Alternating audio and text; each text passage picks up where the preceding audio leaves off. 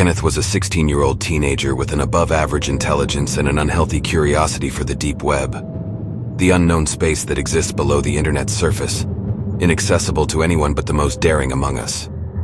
He had heard whispers of its contents, dark, disturbing images and videos, unbelievable, ever more so unbelievable accounts of criminal activity, and wanted nothing more than to discover what lay beneath for himself. Kenneth one day decided to ignore his classmates' warnings and delve deep into the forbidden corners of the internet, a place they all called the dark web.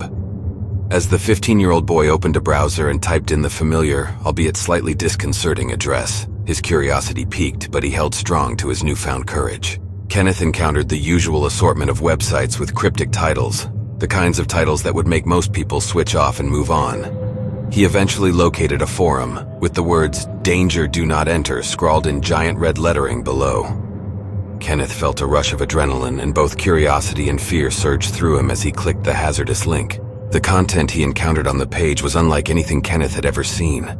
Menacing images and videos of unimaginable gore and violence were the order of the day, and the more he scrolled through, the more it seemed like reality was distorted into something unrecognizable.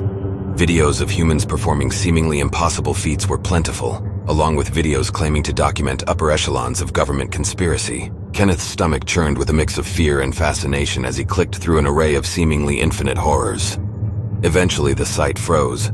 The shock induced a wave of nausea, and as Kenneth reached for the power button on his laptop. Before he could press it, however, an all-too-familiar noise filled the small room. His laptop's camera had sprung to life, granting him a view of the inside of his own home. Kenneth noticed a loose cable draped across his shoulder. A face blinked into view, a male dressed in a black leather jacket and a menacing sneer on his face. He addressed Kenneth directly, his voice a deep, gravelly tone. How would he know this information? How was the man on his laptop? Kenneth tried to avert his gaze, but he felt glued to the spot. He racked his brains for any viable escape method, but realizing he was trapped, he finally managed to build up the courage to speak. "Who are you and what do you want?" Kenneth asked, trying not to tremble. "I think you already know who I am," the man said. "I'm the one who hacked into your laptop. It was easy seeing as you're so interested in exploring the deep web.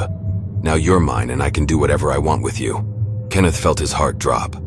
He had been warned by his friends to stay away from the dark web, and now this stranger had access to all of his personal information. "Look, I don't know what you want with me," said Kenneth, "but can we just pretend I wasn't ever here? I won't ever come back to this site again, I promise." The man chuckled wickedly. "No can do, Kenneth," he said. "You think I didn't know where you go to school or where you live? I know more than you want me to know. Now you'll do as I say or else I'll come find you." Kenneth felt the weight of dread settle on his shoulders. He had no choice but to comply with his hacker's demands. His laptop had been frozen, preventing him from shutting it down or even updating his virus scanners.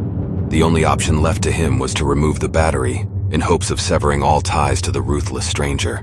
He reluctantly reached for his laptop, his fingers trembling out of fear. Just as his fingertips brushed against the machine, the stranger's voice went from menacing to calm. "You're lucky I don't have time to follow up with you right now," said the man. "But be warned, Kenneth. If you ever mess with me or the dark web again, I'll find you. That's a promise." The man then vanished from the screen, but the feeling of dread remained. Kenneth proceeded to pull out the battery in a daze, Lot praying it would disconnect the virus and erase any record of his dark web escapade. He scrambled to his feet and ran out of the room, his body now trembling with panic. He never wanted to go near the dark web again. Kenneth soon returned to his life, but he was forever changed by his experience. He felt a greater level of paranoia and caution, as though the malicious figure had been watching him ever since. He never ventured on the dark web again, heeding the lesson he learned only too well. Its secrets were best left to stay that way.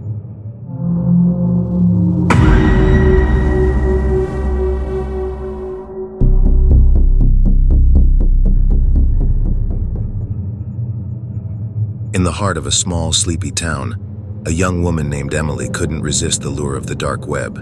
Despite the warnings from her friends and her better judgment, her curiosity got the better of her.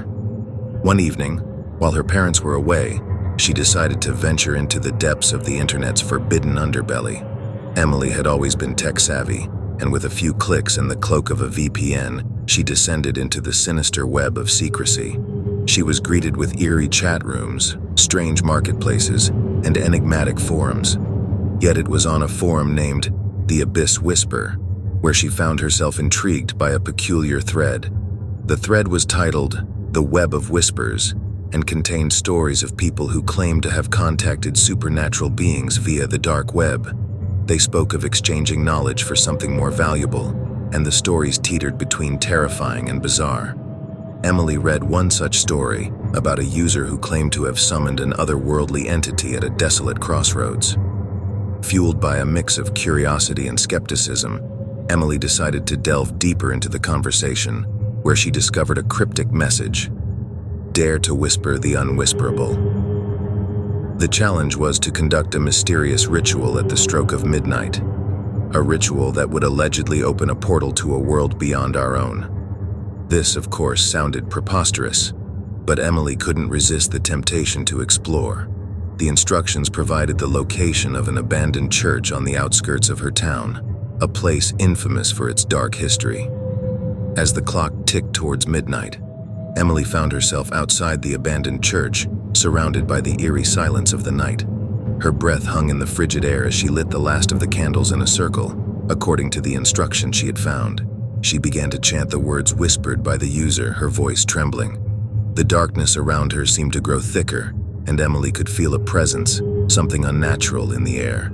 The shadows danced in a macabre ballet, and she could hear whispers, faint at first, then growing louder and more insistent. As the ritual reached its crescendo, Emily felt an icy hand on her shoulder. She turned to see a figure cloaked in darkness, its eyes blazing with malevolence. The figure extended its hand towards her, and she could feel her very essence being drawn toward it. In a moment of terror, Emily snuffed out the candles, breaking the connection to the sinister presence. The figure let out an otherworldly scream, and the darkness that had engulfed her began to dissipate. Emily stumbled backward, gasping for breath. The entity had vanished, but the whispers in the night haunted her. The ritual was a step too far, a dive into the abyss of the dark web that she would never forget. Emily shut down her computer, vowing never to venture into that eerie underworld again. And instead, she dedicated herself to warning others about the hidden dangers lurking in the digital shadows.